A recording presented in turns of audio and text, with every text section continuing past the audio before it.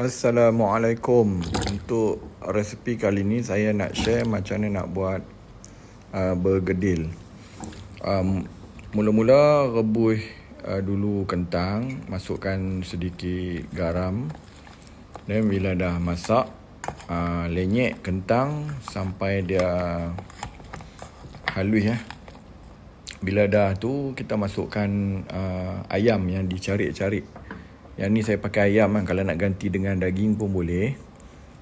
Lepas masukkan ayam, masukkan daun sup dan daun bawang.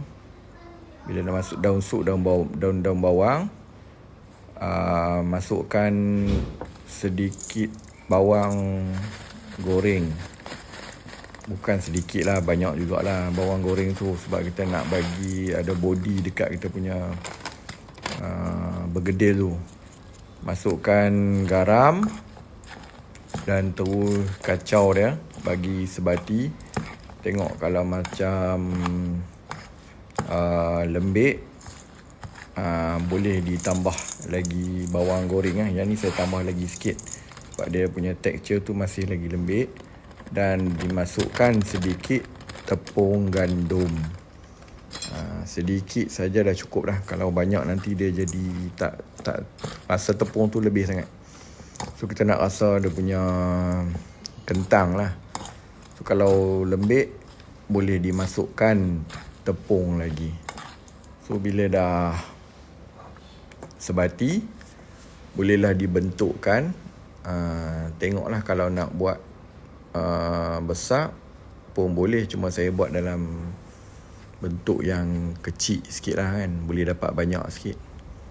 So kita bentukkan dia dulu macam tu.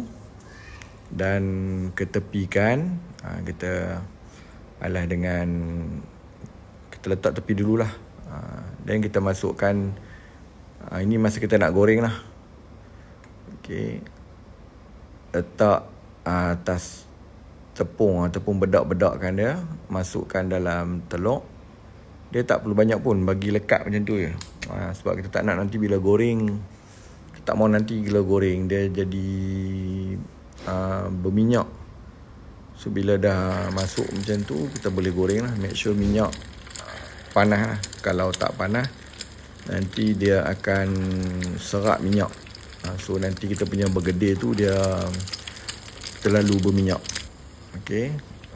So bila dah cantik goreng, bolehlah diangkat.